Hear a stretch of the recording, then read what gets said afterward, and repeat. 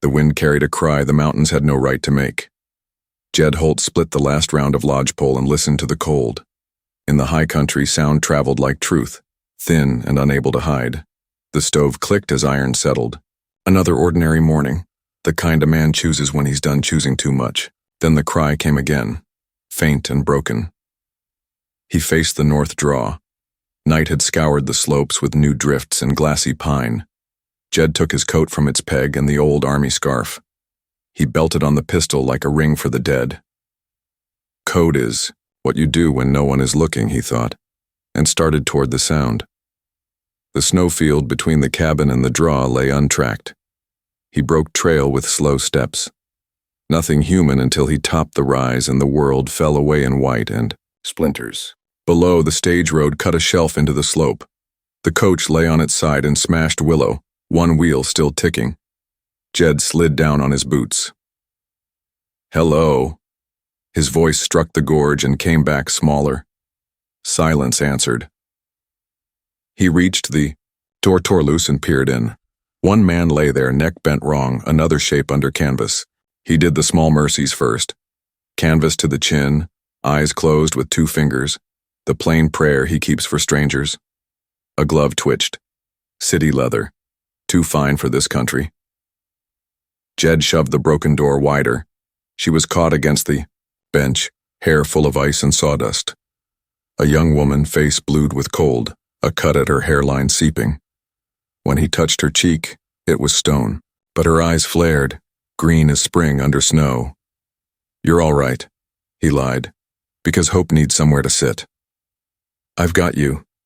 She tried to speak, and only a vapor came. He lifted her carefully, gritting as old wounds complained. Outside, the wind slapped him. He wrapped her in his coat, tight as a vow, and pulled the scarf around both their throats. The cabin stood a quarter mile and a lifetime away. They moved by inches, his boots punching steps, her weight a living argument against the storm. Twice, he stopped to breathe and to keep his hands honest. "Stay with me," he said, finding the rhythm of words and steps. 4 to that stump, then 4. She tried to nod. "What's your name?" She shaped it, lips stiff.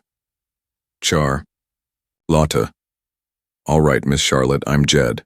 We're not dying today." At last, the eaves showed. He shouldered the door. The stove's glow brightened. He laid her on the bed nearest the heat and went to work the way men do who decide beforehand what kind of men they will be.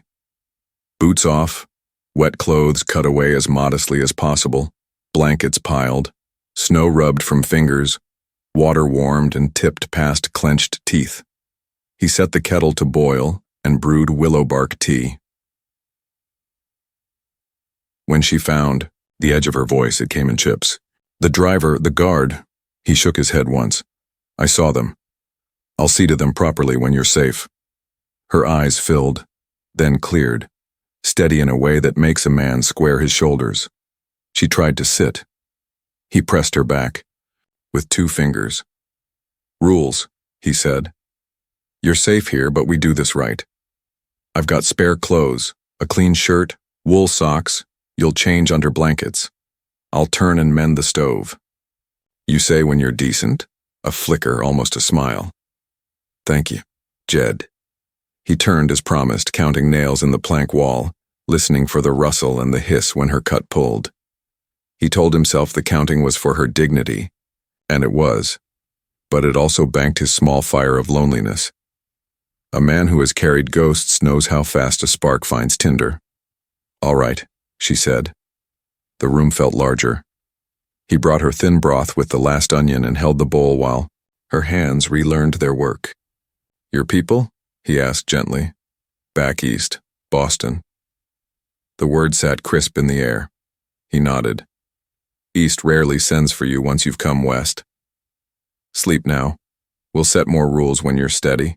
Food, chores, boundaries. Until the pass is clear, this cabin is 2 strangers sharing a roof and a code. That code is respect." Her lashes drifted, then lifted. "I believe you." Jed set another log. "Keep the world small," he told himself. "Keep your promises smaller." Outside, The wreck waited for burial. Inside, the wind pressed at the chinking. He checked the latch and kept watch while the storm argued with the roof and at last lost interest. 2 lives had already begun not to be the same. Snow whispered at the door like a beggar with no name. Charlotte woke to kettle steam in a room kept like a promise. Jed sat mending a strap, shoulders square, eyes lowered as if privacy could be handed with a cup. How long? Night. And a sliver, he said. You slept well? The men from the coach. I'll go before the next weather. He poured hot water into a basin. Wash. Brush is there. Rules still stand. Respect, she said, almost smiling at court manners in a one-room cabin. Respect keeps walls from turning to cages. He took a rope, a small shovel, and a canvas of tools. You're warm and fed. Don't open to the wind. I'll knock 3 times. Be careful. I live carefully. He left, the door shouldering snow, his figure swallowed by white. She rose slowly. The room felt like a rough palm holding steady. She washed, dressed in his spare shirt and socks, smoke and pine in the cloth. The shirt fell to mid-thigh. She tied a cord at her waist and tucked the sleeves with practiced economy. When her legs would carry her, she tidied. Bowl and spoon rinsed, blankets shaken, boots paired by the door. At the flour tin, she measured restraint. 2 biscuits and no more. She found dried apples and a heel of cheese and saved them, a small victory over want. On a peg hung a carved horse, no bigger than her palm. She thumbed the mane and put it back, not ready to ask who had made it. 3 quick raps. She opened. Jed stepped in with snow on his beard and silence in his eyes. He leaned the shovel aside and set a small sack on the table. They're laid. Properly, he said. Driver had a tag, Thompson, guard unnamed. I said words and marked the place. She looked at the sack. What's that? What the living need. He emptied it. Coffee, cartridges, 2 dented peaches, a scarf the blood had missed, a broken watch. We'll account when the sheriff can see it. He nodded at the biscuits. You've been working. I can be useful, she said, and felt her chin lift. Good. Usefulness is our coin this week. They ate in the practical quiet, the hungry learn. Warmth reached her hands. You said more rules, she murmured. He set his palms flat. We share this roof until the pass opens or riders come. You keep to the bed and trunk. I keep to the bunk and bench. Chores by reason, not pride. I don't touch you without asking. You don't step out without telling. Any quarrel stops at the stove till we can speak it clean. Agreed? Agreed. She drew breath. I so well keep accounts and read aloud if nights are long. Evenings are long. His eyes went to the carved horse. You found Ruth's. Ruth? My girl, he said, and the word sat between them. She and her mother went under the fever. He tightened the strap and let the sentence end. Some memories do better on the wall than in the hand. I'm sorry, she said. He tipped his head. Then he set her to small lessons. He showed how to twist a dishcloth for weak fingers to wring. He had her split kindling with the hatchet, his voice steady, his distance decent. He taught the stove's temper, this damper for breath, that one for patience. She watched the flame like a pupil watches a slate, and something in him believed again in the morning. By late day, the light went pewter. He checked the gap above, the door. Another blow coming. We'll stock water and bring in the last wood. Teach me, she said. Show me how to carry it right. He gave her the sling. Back straight. Bend at the knees. Work like a prayer, 1 piece at a time. She stepped into the drift and did as told. Cold bit her cut and ears. Quiet pride warmed other corners. When the final log thumped by the hearth, he barred the yao door. The wind began its old argument. They made stew thin as a hymn and ate it like kings. He poured her a thumb of peach syrup, a sweetness that almost hurt. She smiled without asking her face to do it. Tomorrow we'll set snares and check the creek for an air hole, he said. If the rabbits forget our names, we'll eat. Tomorrow, she echoed, eyes on the little horse. I can learn. You already are. Outside, dark gathered. Inside, the room took a new shape. Two strangers, not merely enduring but arranging the hours. It wasn't trusted yet. It was what came just before. A code tried on and found to fit. Warmth near enough to touch if two people moved in the same direction and meant it. The storm left teeth marks in the morning. Frost ridged the logs. Jed checked the latch and handed Charlotte a warmed scarf. We go slow, we stay warm, we come back together. She fixed the scarf with a sure knot. Show me the work. They stepped into a world scrubbed to the bone. Snow creaked under their boots. Jed carried a pole and wire. Charlotte took the snare bag and the small hatchet. They followed the pine edge where rabbit tracks stitched the white. Jed knelt and drew with a glove tip. Loop set high. Leave a clean path. Hide the smell with spruce. A snare is a quiet argument. Let the world convince itself. Charlotte mirrored him, fingers numb but careful. Her first loop sagged, the second held. He grunted, near praise.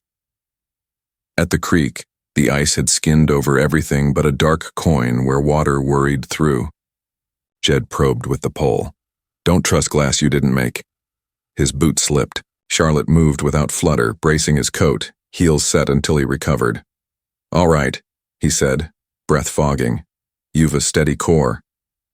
I learned to walk on marble stairs, she said, a smile as brief as the sun. They set 3, more snares. A raven cruised above, muttering judgments. Wind combed the fir tops. When they turned for home, the world felt larger than the weather. Inside, Charlotte thawed her hands while Jed shaved curls from a knot of pine. She opened his split glove seam and sewed small, even stitches. He watched the thread move in and out like a thought being clarified. You've done that before, he said. My mother believed idle hands were rude, she answered. She set work to teach us the habit. Jed took a block of aspen. Let the grain tell him its idea and cut a spoon, plain but true, the handle shaped for a smaller hand. For you, he said. Hot stew burns less pride with the right tool. She ran her thumb over the rim. Thank you. First supper that counts as the one after work, he said. Let's earn it. By mid-afternoon, a snare held. The rabbit lay still. Snow, already writing forgetfulness over its last scuffle. Jed thanked it with a hat tip and a line older than his grief. Charlotte watched the clean, quick work, jaw set but eyes steady. Some parts of the world only say yes if you're willing to take responsibility, he said. And some only say yes if you're willing to let go, she answered. They made a stew richer than morning's memory. Charlotte added the last of the onion and a pinch of salt he'd hoarded, and thought of a kitchen in Boston that had been warm but not kind. The taste was simple and present. They ate across from each other like people at a small, reliable frontier. 2. Place settings, 1 room, a truce big enough to sit in. After the bowls dried, Charlotte lifted a book from Jed's trunk. Psalms. Leather cracked. If evenings are long, she said, I can read. Choose one with backbone. She read, softly, the old lines stepping into the lamplight. They that sow in tears shall reap in joy, she finished and shut the book. Jed stared at the door. Some fields you sow because the doing keeps you human. Joy's not the contract, it's the weather that sometimes shows up. Wind hummed, in the chinking. Charlotte set the carved horse on the table, touched its small ear. When did you make this? When the house was too quiet to be trusted. He looked at it. You keep busy so grief doesn't get you all at once. She set the horse back square on its feet. Let's keep busy then, Mr. Holt. He banked the fire. Tomorrow we check snares at first light, then try for a second air hole downriver.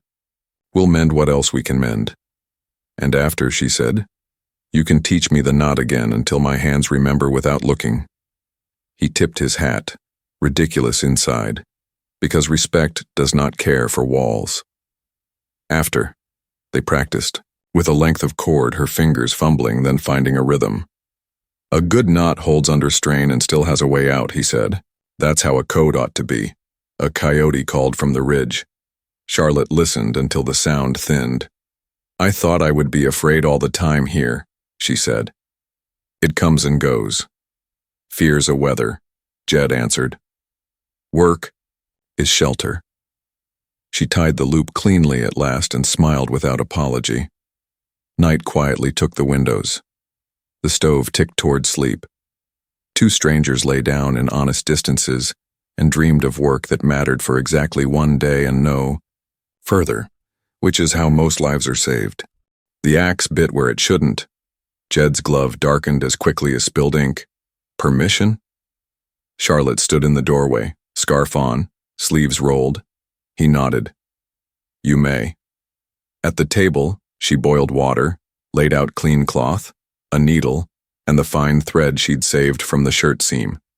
He sat palm up, the cut red and speaking. She washed with patience and pinched the edges together while the steam lifted. This will sting.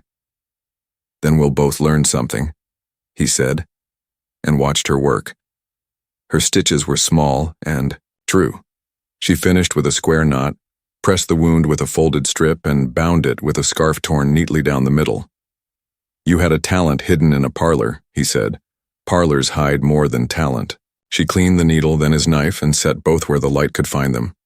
Keep it high a while, no splitting. I'll whittle my pride instead. He lifted the hand and grinned at the clumsy bandage. You did well. The day moved like a ledger that balances. Charlotte measured flour and ashes and made kettle cakes. Jed settled coffee grounds with an eggshell. They checked snares at noon. 2 sat empty, 1 held a rabbit. Charlotte steadied the game bag while Jed thanked the small life and did the necessary, with the same respect he gave graves. At the creek, they widened the air hole with the pole until the dark coin of water became a plate. He rigged a willow, wand and a line pulled from a seam, and they waited without talk. When the trout took, Charlotte jumped once and then held still, both hands tight as thread. The fish came up shining like an idea had finally arrived. First catch is a kind of vow, Jed said. Then I'll keep it. She cleaned it under the outflow, sleeves wet, face set against the cold. By dusk, the cabin smelled of something. Earned rabbit stew with a fish laid across the top to steam, and coffee that forgave no one but accepted them both. She set 2 places as if setting a small town right. A spoon, a tin plate, and a fold of cloth for manners. He brought the carved spoon again, sanded it smoother, the handle now with a notch like a letter. For you, he said, properly named. She looked a C in the grain. You carved it today? After you closed that cut. Felt like a fair trade. They ate slowly. Outside, the wind reconsidered its plans. Inside, their silence wasn't empty. It was well built, square, and plumb. After supper, she drew his coat to her lap and turned it wrong side out. If I tuck a stitch here, the shoulder won't pull. Do as you see fit. She sewed a small wheat stalk into the lining. Nothing anyone would notice but the man who wore it. When he slid his arm through later, he paused. What's that? Something that grows where it's told it can't, she said. He buttoned the coat. All right. They set out for evening lessons. He taught her a timber hitch and the bowline that never lies. She tied, untied, tied again until the rope remembered her. She taught him a Boston account trick, how to reckon dried apples and candles against rabbits and shells on a folded scrap, so nothing snuck away in the dark. Numbers keep their own weather, she said. You can walk in it if you plan your route. When the kettle whispered, she read 3 pages from the Psalms and 1 from a frayed McGuffey, steady as a clock in a house that never owned one. He listened with his stitched hand propped. You always watch the threshold, she said. Men who've lost things keep track of entrances. Women who've left things do too. They smiled like people who know the weight of a sentence. Before, sleep. She rechecked his bandage. I'll change it in the morning, she said.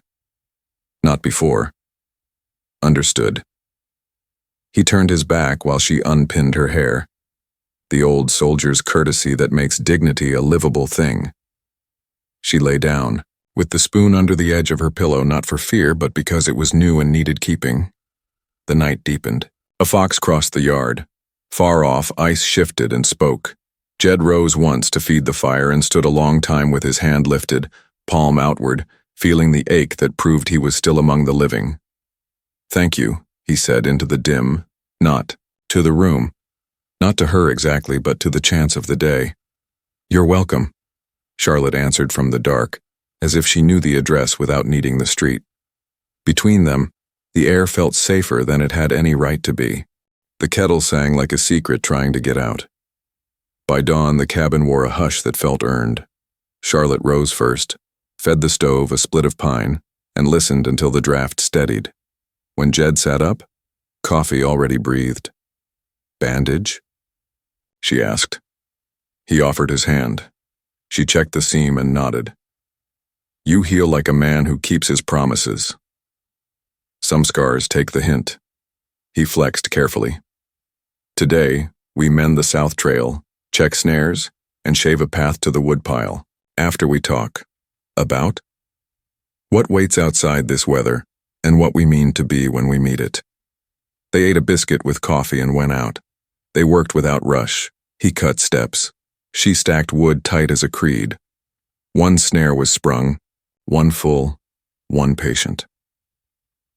Back inside, Jed set the rabbit to stew. "Tell me the truth about Boston." Charlotte chose plainer words than she'd used all her life. "My father kept a shipping office. When he died, debts opened their mouth. A family. Friend Richard Lyle offered help shaped like an engagement. No one asked me. He smiled the way men smile at furniture they mean to move. You left. The stage was the only door that didn't lock from the outside. I meant for California, where a cousin keeps rooms. I thought distance could be a kind of honesty." She folded the edge of a cloth. "The blizzard found us first." Jed stirred the pot. "Back east likes paper more than a man's word. Out here it's the reverse, until the paper rides in." "And you?" she asked. "Tell me something. Truer than I know." He looked at the carved horse on the peg. "I was married. Mari. We tried for a child for a long time. Ruth lived 9 months and a day. Fever came like a rider with the right keys. I buried them in ground that argued every inch. After, I came higher. Work and weather don't argue. They just ask." "I'm sorry," she said, and meant it. He nodded. "Some roofs teach you the discipline of not speaking. I learned it too well. You have a right to know the house you're in." She breathed out. The kettle sighed with her. "We are two people with old rooms in us." "Then here's the oath I can keep," he said. "While this roof is ours, I won't use your fear to make my life easier. I won't ask for a debt you didn't agree to. I'll give you the work and margins. When the weather breaks, if you choose to ride, I'll see you safe to the pass." Charlotte lifted her chin. "And I won't make your house a battlefield for a war I brought from Boston. I'll carry my share and I'll leave a place tidier than I found it, even if the leaving costs me."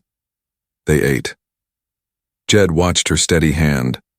After the bowls were clean, she opened her satchel at last. A hairbrush, a thin book of poems, a folded photograph. She offered the picture and kept her fingers at its edge. A younger Charlotte stood between two women. Behind them, a doorway grand enough to make the people smaller. "My mother and my aunt," she said. "They wanted a life that read correctly. I wanted one that felt less like reading." Jed looked until it was only light and shadow again. He slid it back. "You chose a life with weather. It will be written in you. It already has." She smiled in a way that admitted both cost and relief. "Will you teach me the snare knot again?" He passed the cord. Their hands moved near, then apart, then near again like swallows testing the air. The knot lay between them, learned and unclaimed. The space warmed anyway. Before dusk, they tried the south fence. Snow gave underfoot. Charlotte stumbled on a buried root. Jed caught her elbow and let go at once. At the corner post they levered, it straight with sapling and stone, then walked home without hurry. Evening made a room in the cabin. Charlotte read a poem about a harbor and a ship choosing the river instead. Jed answered with 2 verses about mercy, larger than anger. The words did what firewood does, burned clean and left light. Before they slept, Jed checked the latch and hesitated. "There's a thing loneliness tries to do," he said. "It hires your hands to break your own rules." "We won't take that job," Charlotte said. No, he agreed. His stitched hand ached with weather and something gentler. He lay listening to her steady breath and thought a man can change his life by changing the words he uses to keep it. Outside, stars returned to their work. Sleep came like a guarded truce between storms for them both. Boots sounded on the snow like a verdict coming up the hill. Jed glanced from the window. 3 riders came through the drift with the patience of men who count fences, not hours. The lead wore a wool cap and a tin star pinned without pride. A small sled hissed behind with a canvas-shrouded load. Charlotte stood from the table, smoothing the flap of his mended coat. "Sheriff?" "Looks like Alton McKinnon," Jed said. "Stay easy. Our rules stand straighter with the company." He opened the door before the knock. Cold stepped in first. McKinnon tipped his brim to the room, eyes taking the measure. 2 plates drying, 1 bunk unrumpled, the stove fed but not greedy. "Morning, Holt," he said. "We came across the wreck. Tom Avery, Deputy Tate. Ma Malloy sent bread." Charlotte nodded, stripped of ornament now. "Charlotte Whitmore. I owe Mr. Holt my life." The sheriff weighed that and set it down. "You look kept right. We found the driver and guard where you left them. We'll haul them to Cedar Ridge." "Thank you," Jed said. "Their things are counted." McKinnon unwrapped Tate's glove. The deputy's fingers were white in patches like pride gone numb. "Boy forgot the country has rules." Charlotte moved before she spoke. "Not near." "The stove," she said, calm as a ledger. "Too hot will kill what cold only frightened." She set a basin just warm as wrist skin and guided his hand in. "Hold. Sip this." Tate obeyed. McKinnon's eyes softened a coat's thickness.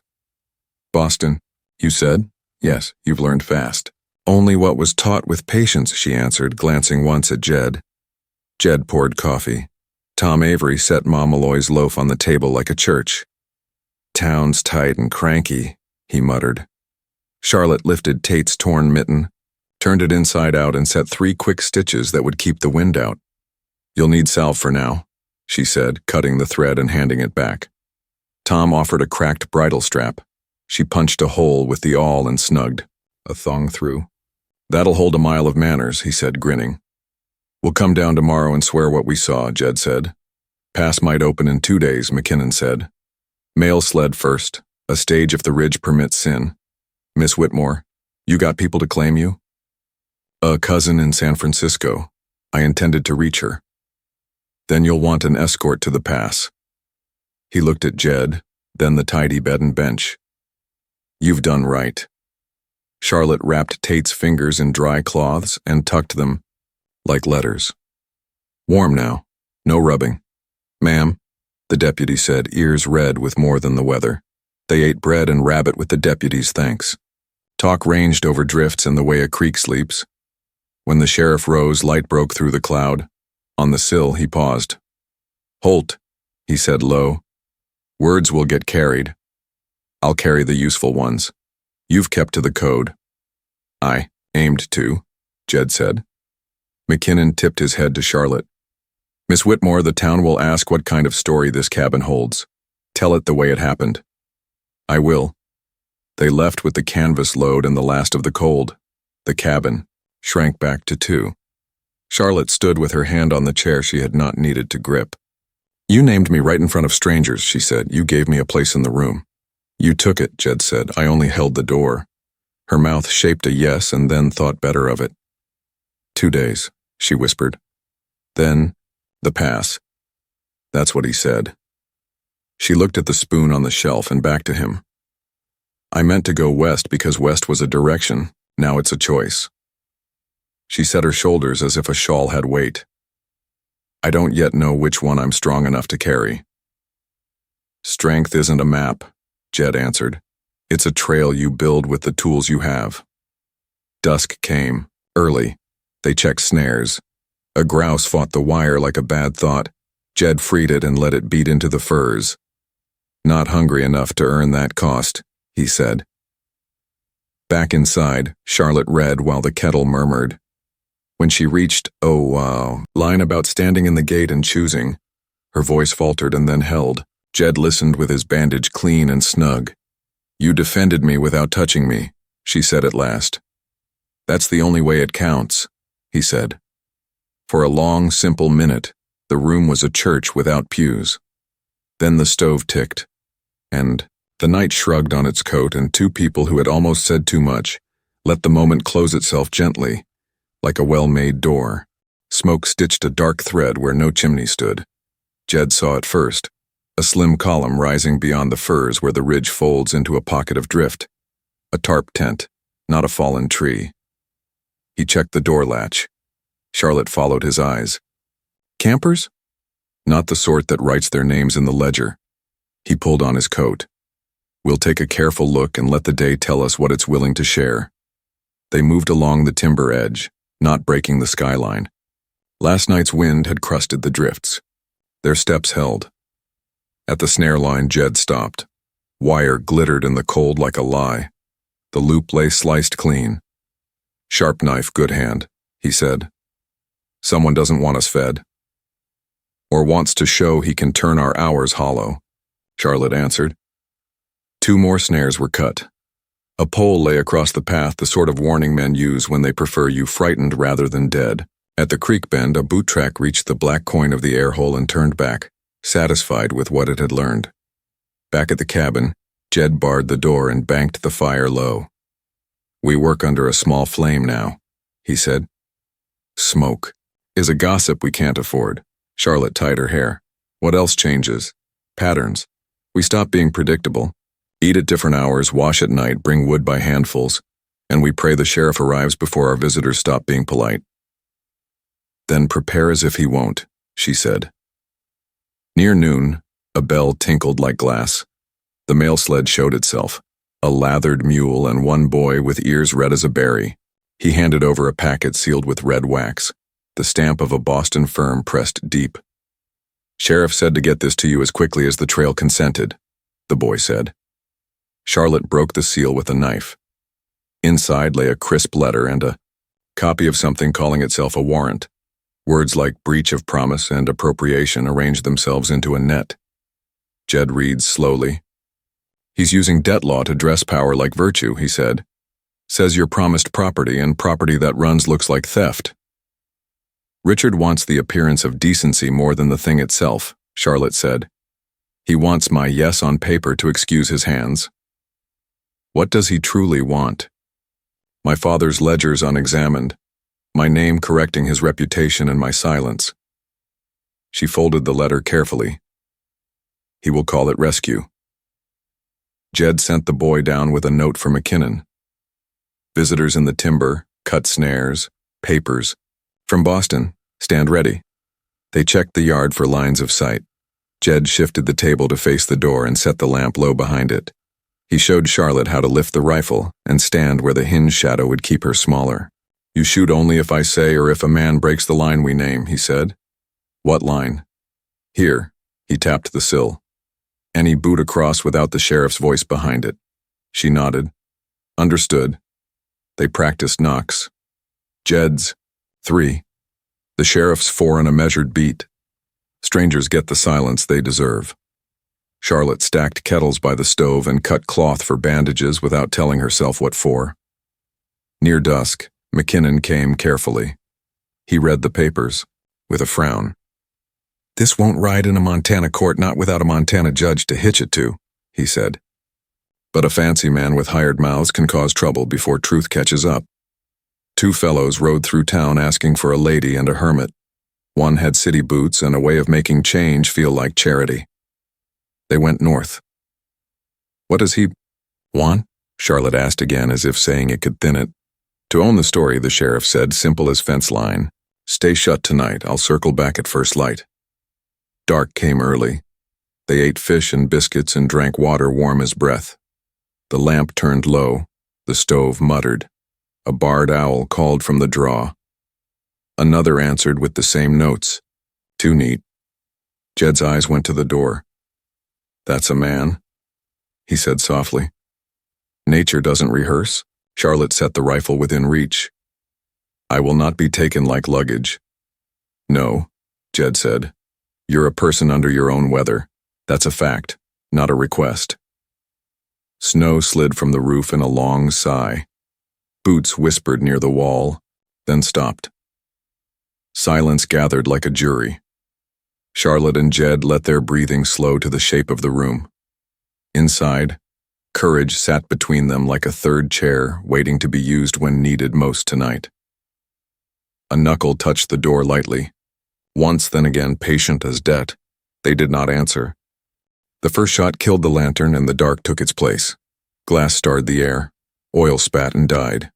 Jed dropped low and pulled Charlotte with him by the sleeve, then let go as if the touch burned. A man's voice stood outside, smooth and certain. "Miss Whitmore, it's Richard Lyle. Open up and be sensible. You're confused. I've brought documents and help." Charlotte's breath steadied. She looked at the doorframe where the hinge shadow kept her thin. "Wrong knock," she whispered. "4 beats for the sheriff, 3 for you." "Say nothing," Jed breathed. "Let the night do the talking." Boots spread around the yard, careful as wolves mapping a pen. A stick tested the chinking, then a hiss as a match tasted the wind. Light licked the woodpile and climbed. Charlotte was already moving. She slid the kettle off the stove, swaddled a blanket in the basin, and soaked to wait. Jed lifted the bar just enough for her to shove the wet through and smother the flame, along the sill. Richard's voice came again, closer. "You're frightened. Sign the paper, step into the sleigh, and all this is finished. You'll owe no debt you cannot bear." "A man who wants obedience calls it safety," Jed said, loud. "Enough for the boards." "We do no business at night," Iron answered. A pry bar tested the latch. The door shuddered, held, complained, held again. Another shot cut splinters off the hinge and sang past Jed's shoulder. He fired once, high into the fur line, a warning, more than a threat. Charlotte dragged the table into the hinge shadow. She set the rifle across it, sighted, then lifted her cheek away. "Not yet," she told her own hands. "Not for a voice." Something thumped the wall. Sparks walked the logs above the window. Charlotte climbed the stool and beat the embers, flat with a wet cloth, teeth set. Heat licked her wrist and left a tired red kiss. She tied the cloth to drip and climbed down. A bottle shattered on the doorstep, sweet with liquor. Jed's lip thinned. "They'll try for burn and smoke," he said. "Open the damper to draw the stink up, then choke the stove. Cold is honest. Smoke is treachery." She worked the iron. Fire settled from a blaze to a breath to coals under ash. "Charlotte," Richard called, impatience showing. "Breach of promise. Misappropriation. The court will say it plainly. Do not make a spectacle."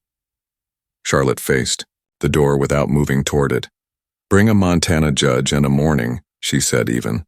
"Until then we are not speaking the same language." Silence held for account. A horse stamped. Frost-crusted window glass cracked. Shards skittered. A bullet cut the shelf and sent the jar of peaches, dying sweetly to the floor. Syrup spread, slow and gold in the dark. "That was last summer," Jed murmured. He slid along the floor and set 2 nails crosswise in the frame, a poor man's bars. Another round skipped off the sill and found his bandaged hand. Blood spoke through the cloth. He wrapped it tighter with the scarf Charlotte had torn and kept moving. "Daylight," he said low. "We hold to daylight."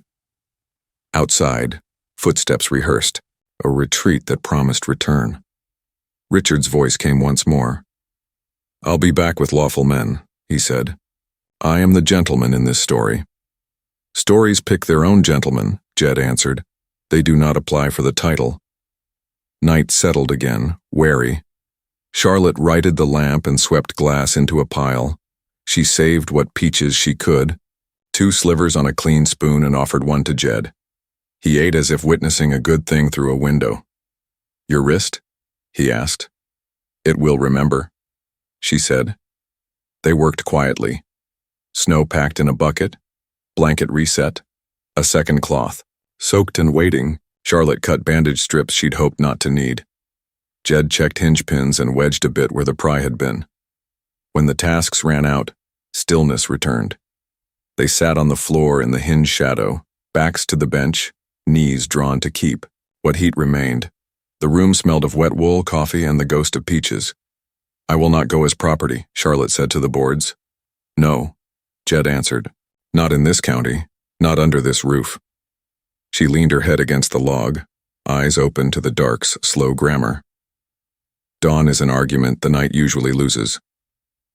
Jed breathed once in agreement. "We'll let them have the dawn, then." Take the day. They did not sleep. They counted breaths the way people count miles when they mean to arrive without breaking.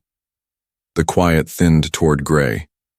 Somewhere an owl called, too exact to be trusted, and then even that imitation gave up the hour slowly. Daylight came hard like truth with witnesses. Jed lifted the latch a hair and listened. The yard held its breath. Somewhere a saddle creaked. "They're back," he said. Charlotte stood in the hinge shadow, rifle braced along the table.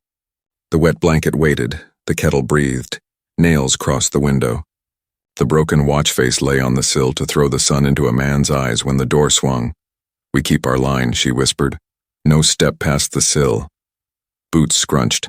A knuckle rapped once, then the smooth voice. "Miss Whitmore, let's not prolong this, sign and be decent." Jed set his shoulders. "Bring a judge in a morning," he called. "You've got only one of those. Open up, Holt, don't make it theatrical. This is daylight, not theater. State your business from there." The latch levered.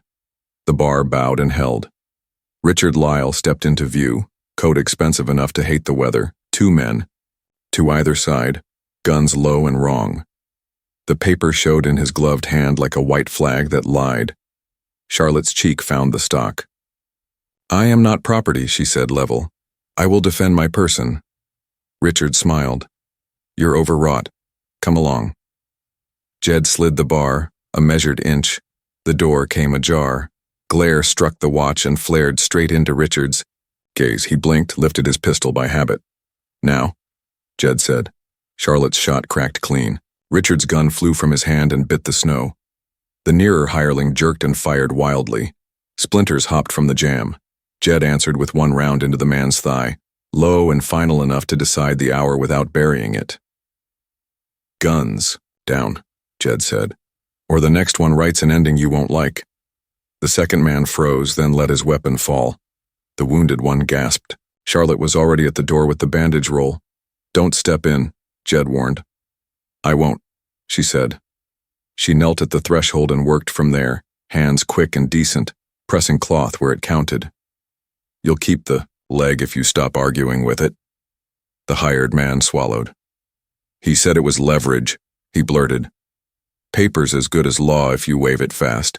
We cut your snares. We were to smoke you out and make you scared enough to sign." Richard backed one step, snow squeaking like a bad alibi.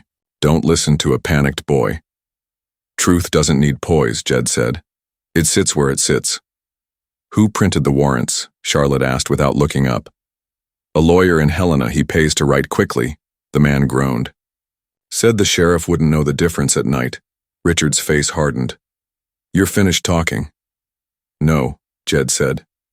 "He's started." Charlotte rose and faced the gentleman who wanted to own a story. "You promised." "Me safety shaped like a leash," she said. "I refuse. Take your papers back to daylight. You can control." "This is not it." Color climbed Richard's neck.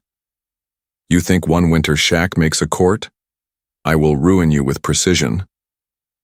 "You can't ruin what won't belong to you," she answered. "Bring the judge. Bring witnesses who don't require pay." The unwounded hireling lifted both hands. "I'm done," he said. "Wasn't paid enough to argue with a woman who shoots like that." Jed retrieved Richard's pistol, broke it open, pocketed the cartridges, and tossed the empty back. "You walk out," he said. "No more cutting snares. No more night work. Sheriff comes next." Richard gathered himself like a man putting dignity on over cold. "This isn't over." "It is for this roof," Jed replied. He stepped back. Charlotte slid the bar home. Charlotte leaned both palms on the table. "My hands were sure," she said. "Your hands told the truth," Jed said. She looked at his bandaged palm. Sit. Let me tend that, and the glass in your sleeve. He obeyed. While she plucked slivers and wrapped the hand, he watched her face and thought of vows that don't require rings, only daylight and witnesses. Thank you, he said. For what? For believing we could hold a line. We did because it was right-sized, she said. Not a mile long, only a still wide. They cleaned the floor, swept brass into a tin, and set the lamp upright. Jed checked the door once more. Sheriff will come, he said. When he does, let's meet. Him standing up, Charlotte nodded. And if Richard brings more paper before he brings a judge? Then we'll give him the same service. Daylight, distance, and the truth. They sat for a breath with nothing to do. The room felt larger. The carved spoon lay where it always did, but now it seemed a badge. Day has weight, Charlotte said softly. It does, Jed answered, and we're still under it. Justice rode in slow, but it kept its word. Sheriff McKinnon arrived by mid-morning with 2 ranchers and the town clerk. He read the Boston papers in full light, thumbed the seal, and tore them in half. Territory says a woman isn't chattel and a warrant isn't magic, he said. Mr. Lyle may argue with Helena. Until then, this roof keeps its own peace. Richard Lyle stood at the fence, city coat sulking against mountain air. Charlotte stepped to the sill and did not cross it. We'll take statements where daylight can hear, McKinnon said. Feed store. Holt first, Miss Whitmore second, then the fellow who talked sense last night. They went down in a small procession, sheriff and clerk, 2 ranchers, Charlotte on Jed's mare with Jed walking the rein, the city men behind. In the feed store office, McKinnon set the torn papers on the counter like failed weather. Tell it plain. Charlotte did. The wreck, the rules, the night knocks, cut snares, the bottle at the sill, the shot at a gun and not a man, respect held like a line across a threshold. The wounded hireling admitted the rest, the forged warrants, the plan to scare obedience out of a woman. McKinnon turned to Richard. Ride out or sit in our cell while I write Helena. Richard found his hat and pride. I'll ride, he said, and left town smaller than he came. Afterward, McKinnon poured coffee. You kept the code, he said. The pass should open tomorrow. You're free to choose your next mile. Charlotte looked at the carved spoon in her palm, the sea in its grain. She met Jed's eyes. I meant for San Francisco, she said. I still might go, but I won't leave from fear, and I won't stay from gratitude. I want to choose. That's an oath you can live with, the sheriff said. Jed cleared his throat. Whatever you choose, I'll see you to it.